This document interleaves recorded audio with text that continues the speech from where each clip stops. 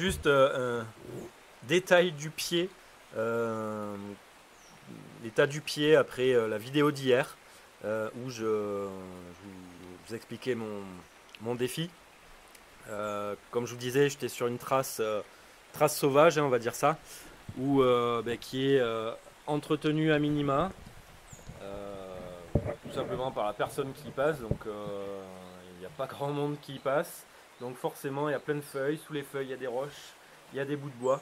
Le chemin est juste de la largeur des pieds. Donc voilà, mon pied a pris cher. Mais je récupère très bien, je cicatrise très vite.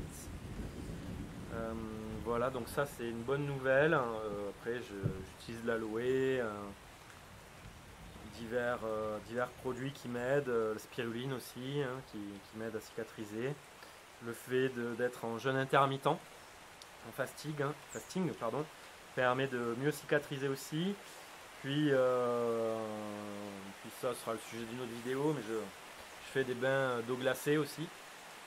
Donc je les fais pas. Alors juste une précision par rapport à ça, je ne suis pas partisan des bombes froides.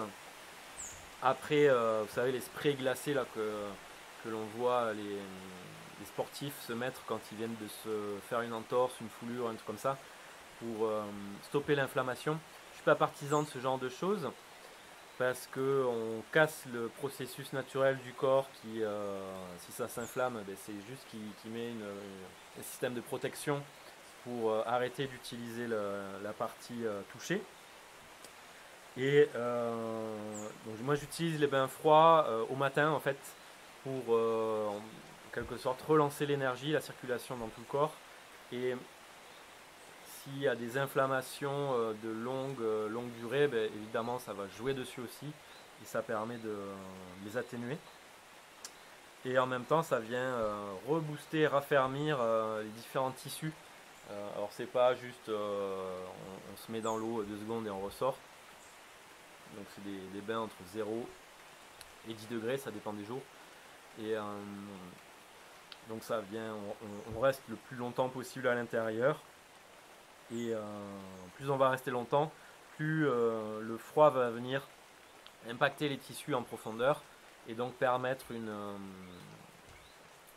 à ces tissus de se raffermir, de se retendre. Voilà, donc c'est pas de la cryothérapie et c'est une méthode aussi qui permet de travailler le côté mental. Parce que le fait de vouloir rester le plus longtemps possible dans une eau à 5 ou même 10 degrés, ici aux Antilles où il fait 30 degrés quasiment tout le temps à l'extérieur, ça fait un gros choc thermique. Donc la préparation mentale pour ce genre de choses est importante et m'aide aussi énormément dans les phases d'entraînement et de motivation d'entraînement en tout cas, ce qui n'est pas du tout mon fort de me forcer à aller m'entraîner. Je suis plutôt à l'écoute du corps et donc c'est une difficulté pour moi de me booster tous les jours et d'aller me dire allez faut aller courir ou allez faut aller se renforcer. Et en parlant de renforcement tout ça, donc je vous ferai une petite vidéo aussi avec les explications de comment je m'entraîne, comment je me renforce. Voilà, c'est pas une science infuse, j'expérimente, je fais différemment aussi de ce qui se fait plus, plus conventionnellement dans les entraînements de trail. Voilà, donc j'ai aucune idée de ce que ça peut donner, de ce que ça va donner. Et je vous tiendrai au courant et on verra bien l'évolution que ça prendra. Allez, à plus tard.